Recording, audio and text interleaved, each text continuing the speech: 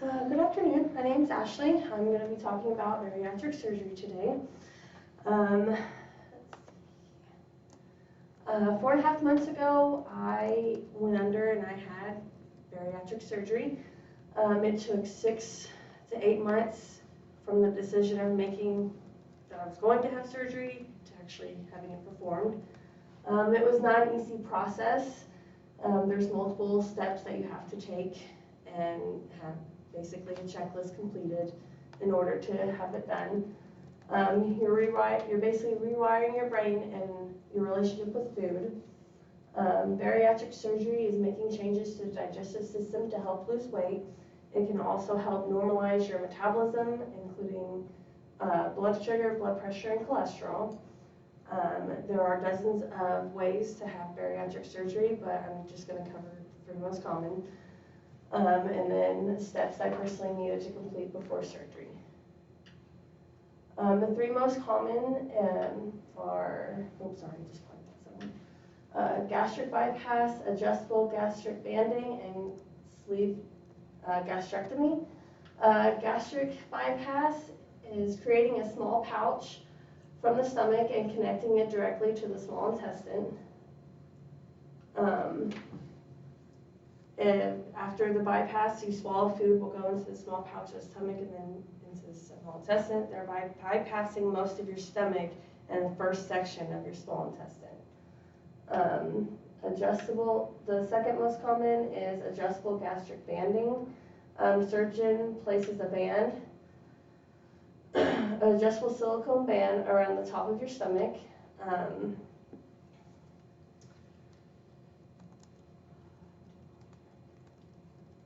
Food travels through the upper stomach and the band into the larger lower stomach, but you can use this port to either make it tighter or loosen it.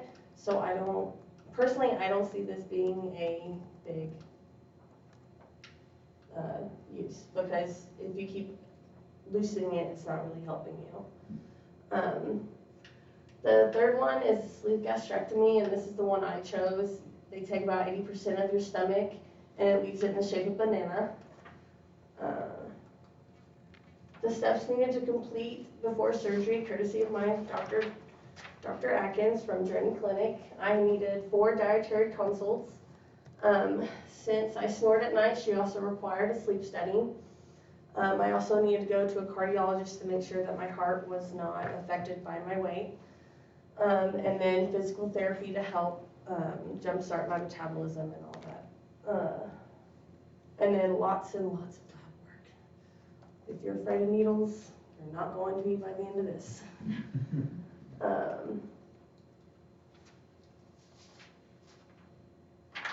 So dietary, they wanted you to reduce your intake to 4 to 6 ounces of protein and 1/3 to 1/4 cup of produce per meal. You can't have rice, pasta, or any carby thing like that, only once or twice a week.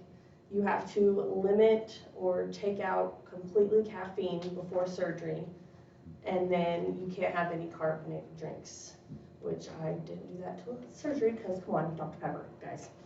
Cannot give that up until I absolutely positively had to.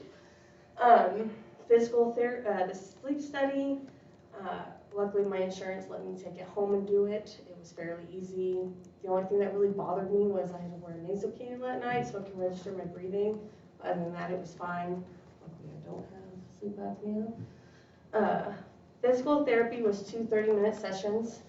They basically just have you do a test on the treadmill and do a spirometer test to make sure your lungs are strong enough that way you don't get pneumonia.